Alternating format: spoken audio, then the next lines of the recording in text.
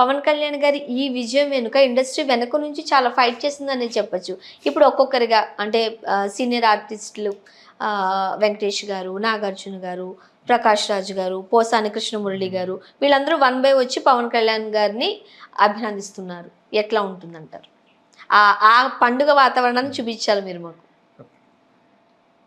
Well, ఈరోజు నేను చెప్పేది ఏంటంటే పాపులర్ టీవీలో అండ్ పవన్ కళ్యాణ్, నేను I like him very much. ఎందుకంటే నిన్న తను చిన్నప్పటి నుంచి నేను చూస్తూనే ఉన్నాను. తను చేసిన అప్పట్లో సినిమాలోకి రాకముందు తను చేసే కరాటే ఈ మొత్తం స్కిట్స్ అన్నీ కూడా చూశాను. వెరీ డేంజరస్ స్కిట్స్ కూడా చేశాడు తను. I'm really surprise. అలాంటి మనిషి అంటే బాగా మొండి పట్టుదల ఉంది తనకి ఆ విషయంలో. అలాగే నటనలో కూడా చూపించాడు. ఆ తర్వాత ఇప్పుడు రాజకీయాల్లోకి వెళ్ళి జనసేన పార్టీ పెట్టి మరి ప్రజల్లోకి వెళ్ళి కష్టమో నష్టమో ఎండ వాన ఇవన్నీ లెక్క చేయకుండా ఆయన ప్రజల్లోకి వెళ్ళి వాళ్ళకి సేవాభావంతో ముందుకు దూకాడు. చాలా సంతోషం.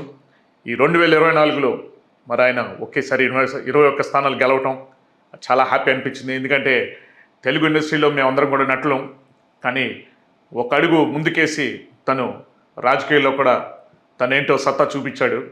పవర్ స్టార్ అనిపించాడు. It's great and wish you all the very best brother. మీ వెంకీ ఎప్పుడు మీతోనే ఉంటాడు. Okay, all the best, congrats. Nagarjuna garu చిన్నగా సినిమా పరంగా వచ్చేసరికి మేమంతా కూడా సినిమా వాళ్ళం అండి. ఎవరైనా ఏదైనా రాజకీయ నాయకులు వాళ్ళ ప్రచారాలకి రమ్మన్నా కూడా ఒక్కోసారి మొహమాట పడుతూ ఉంటాం వెళ్ళటానికి. ఎందుకంటే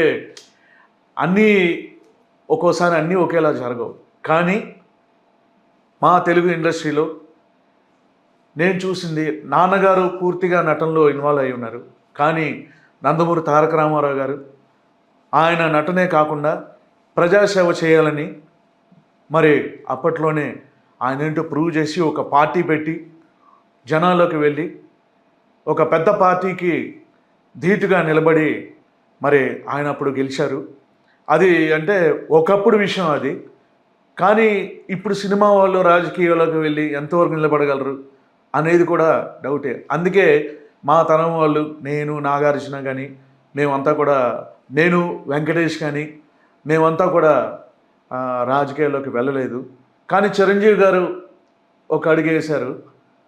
బట్ ఏదేమైనా కానీ పవన్ కళ్యాణ్ డేర్ని ఎప్పటికైనా మెచ్చుకోక తప్పదు.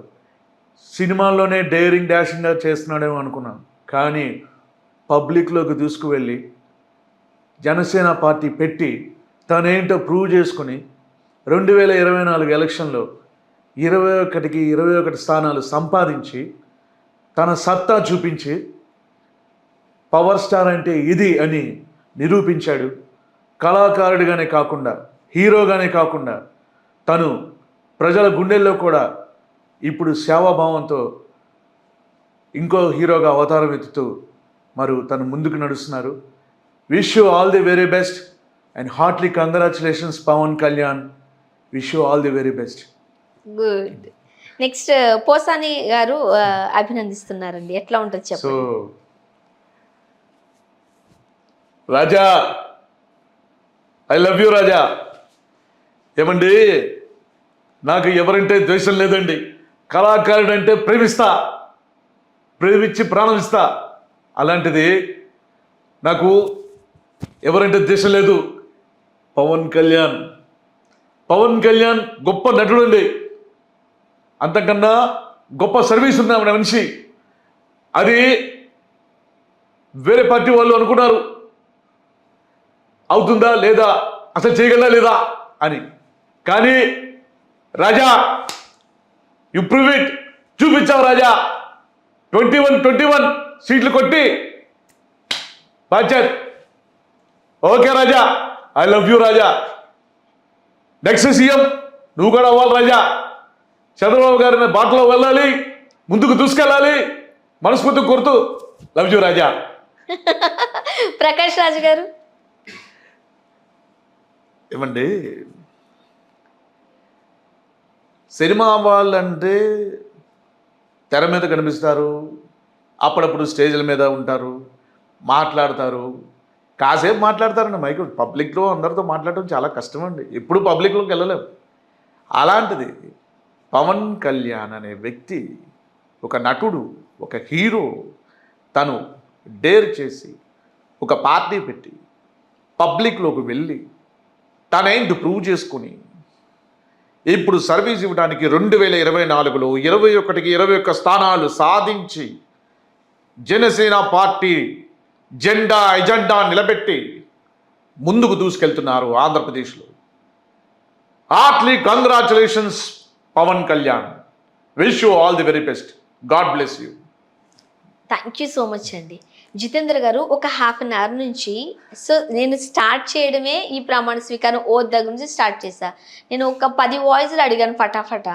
మీరు ఒక్క సెకండ్ అన్న ఆలోచించి కాస్త గొంతు సవరించుకును, ఒక సెకండ్ ఆగో, కొంచెం వాటర్ తాగో చేస్తారేమో అనుకున్నాను. హాఫ్ అన్ అవర్ నుంచి నాన్ స్టాప్గా చేస్తున్నారండి. ఫస్ట్ ఆఫ్ ఆల్ మీ గురించి చెప్పండి, ఏంటి టాలెంట్, ఎక్కడి నుంచి వచ్చింది? ఇది యాక్చువల్గా బేసికల్ మాది విజయవాడ అండి. అమ్మా నాన్న కామన్, వాళ్ళు ఆర్టిస్టులు ఏం కాదు. బట్ నాన్నగారు ఏంటంటే ఆయనకి బిజినెస్ వ్యాపారం ఉంది. నేనేంటంటే మాది books agencies, model papers supply చేస్తుంటాను నాన్నగారు. నాకు 6 ఇయర్స్ దగ్గర నుంచి నాకు డాన్సర్గా స్టేజ్ ఎక్కాను. ఐ థింక్ 1982లో అలా ఐఎమ్ డిస్కో డాన్సర్ అంటూ స్టేజ్ పర్ఫార్మెన్స్ ఫస్ట్. సో ఒక డాన్సర్గా ముందు స్టార్ట్ చేశారు మీరు? చిన్నోనండి అప్పుడు, 6 ఇయర్స్ అంతే. అప్పుడు స్టేజ్ ఎక్కాను. కానీ ఆ స్టేజ్ ఎక్కి అంటే ఆ డ్యాన్స్ పర్ఫార్మెన్స్ చేయడం కోసమని మా నాన్నమ్మ గారు ఉన్నారు, నన్ను 8 సార్లు సినిమా చూపించారు, డిస్కో డాన్సర్ సినిమా.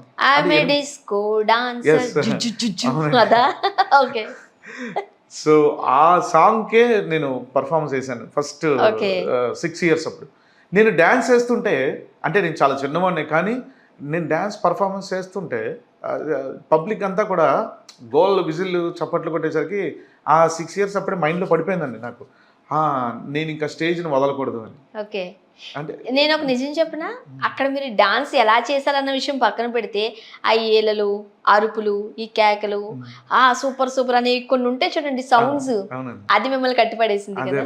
అది వాటి గురించే మనం ఏం చేయాలన్నా వాటికి ఇంకా ఇదైపోయాను. ఇంకా స్టేజ్ అయితే వదలలేదు. అప్పటి నుంచే ఏంటంటే స్కూల్లో నెక్స్ట్ ఇప్పుడు యానివర్సరీ వస్తుందా, మళ్ళీ ఏదో ఒకటి పర్ఫార్మెన్స్ ఇద్దామని ఎదురు చూస్తూ ఉండేవాడిని. అలా 4th class, 7th class, 10th, 8th class, 10th class, ఇలా అన్ని పర్ఫార్మెన్స్ చేస్తూ. సో స్కూలింగ్ అంతా మీదంతా ఎక్స్ట్రా కరిక్యులర్ యాక్టివిటీస్ మీద ఫోకస్ చేశారు? డాన్సెస్ మీద అండి ఎక్కువగా. ఇంటర్మీడియట్కి వచ్చేసరికి నేను డాన్స్ పర్ఫార్మెన్స్ చేశాను, ప్లస్ మిమిక్రీ కూడా చేయడం జరిగింది. అదేంటి, అది ఎట్లా వచ్చింది? సాధారణంగా కొంతమంది మిమిక్రీ ఆర్టిస్టులతో మాట్లాడినప్పుడు కాస్త వాయిస్ మారే టైం వరకు కూడా కాదు, చిన్నపిల్లలుగా ఉన్నప్పుడే మేము ఈ వాయిస్ ని అట్లా ఫాలో అయ్యే వాళ్ళు ఇట్లా ఫాలో అయ్యని చెబుతూ ఉంటారు. మరి మీరు? అది ఎలా జరిగిందంటే 8th స్టాండర్డ్ అలా ఉన్నప్పుడు మేము నెంబర్ ఆఫ్ క్యాసెట్స్ వింటూ ఉండేవాళ్ళం. జోక్స్ క్యాసెట్స్ అని, లేకపోతే మిమిక్రీ క్యాసెట్స్, ఇలా ఎంఆర్వి ప్రసాద్ గారి క్యాసెట్ ఉండేది, శ్రీదేవి పెళ్ళి అనే క్యాసెట్. ఆ క్యాసెట్ వింటూ ఆటోమేటిక్గా క్యాసెట్ అంతా వచ్చేసేది రిపీటెడ్గా, అంటే చాలాసార్లు విని అది రిపీట్ చేస్తూ ఉండేవాళ్ళు. అవేంటంటే వాయిస్, ఇది మిమిక్రీ అని కూడా కరెక్ట్గా ఇప్పుడు తెలియదు, కానీ ఆ ఫ్లోలో చేస్తూ, అంటే అందులో ఉన్న క్యారెక్టర్స్ అన్ని మీరే చెప్పేస్తూ ఉండేవాళ్ళు. సో అది తర్వాత అంటే మా ఫ్రెండ్స్ కూడా పెద్దగా పట్టించుకుని, నన్ను డాన్సర్గానే చూశారు కానీ మిమిక్రీ పరంగా చూడాలి. బట్ ఇంటర్మీడియట్ కూడా వచ్చేసింది. నేను చిరంజీవి గారి సాంగ్స్ పర్ఫార్మెన్స్ ఇచ్చేవాడిని.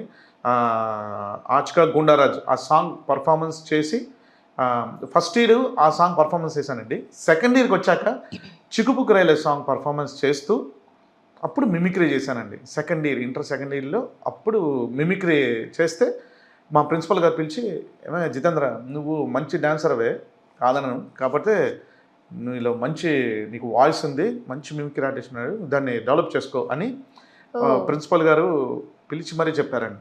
సో అంతే, మన అనుకున్న వాళ్ళు ఏదో సరదాగా అంటాం, ఫ్రెండ్స్ దగ్గర చేయడం అలా కాకుండా ఒక పెద్దవాళ్ళు చెప్పారనగానే ఇంకొంచెం సీరియస్, కొంచెం కాన్సన్ట్రేషన్ చేసి అప్పటికి నేను ఇంటర్మీడియట్ అయిపోయిన తర్వాత మా నాన్నగారు బిజినెస్లో దిగానండి. డిగ్రీ ఫస్ట్ ఇయర్ చదువుతూ ఉన్నా శాతవాహన విజయవాడ. బట్ చదువుతున్నా కూడా బిజినెస్ సో నాన్నగారు రెండు చూసుకునేవారు. బుక్స్ కూడా సేల్స్ వెళ్ళిపోతూ మా ఫ్రెండ్ ఒక ప్రవీణ్ అని ఉన్నాడు, ఆర్కెస్ట్రా తను నడిపిస్తున్నాడు అప్పుడే చిన్నగా. అరే నువ్వేదో చేస్తున్నారా వాయిస్, సాయి కుమార్ గారు వాయిస్ బాగా చేస్తున్నావు, అది ఇదేం చెప్పి చిరంజీవి వాయిస్ కూడా చెప్పు అదేని ఏదో చెప్పించుకుంటూ మన దాన్ని సరదాగా రా అని చెప్పి స్టేజ్ మీద పర్ఫార్మెన్స్ చేయడానికి తీసుకెళ్ళేవాడు. అప్పుడు నేను ఏంటంటే మిమిక్రీ, అంటే వాళ్ళ పాటలు పాడుతూ ఉండేవాళ్ళు, నేను మిమిక్రీ చేస్తూ ఉండేవాడిని కాసేపు. బట్ పబ్లిక్ రెస్పాన్స్ మాత్రం చాలా బ్రహ్మాండంగా వచ్చేది రెస్పాన్స్. అంటే డాన్సర్ గా కన్నా కూడా మీరు మిమిక్రీ ఆర్టిస్ట్ గా అనుకోకుండా మీకు తెలియకుండానే సో మంచి అప్లోచెస్ వచ్చేసాయి మీకు. అవునండి. బట్ స్టేజ్ని వదలని అన్నాను కదండి. సో నేనంటే ఏ స్టేజ్ దొరికినా ఒక 3 గంటలు 4 గంటలు అక్కడ స్టేజ్ మీద ఉండాల్సి వచ్చేది కాబట్టి మా వాళ్ళు సరదాగా పాడుతున్నా నేను డ్యాన్స్ చేస్తూ ఉండేవాడిని, మిమిక్రీ చేస్తూ ఉండేవాడిని. అలా ఇప్పటికీ కంటిన్యూ చేస్తూనే ఉన్నాను డ్యాన్స్ అనేది కూడా.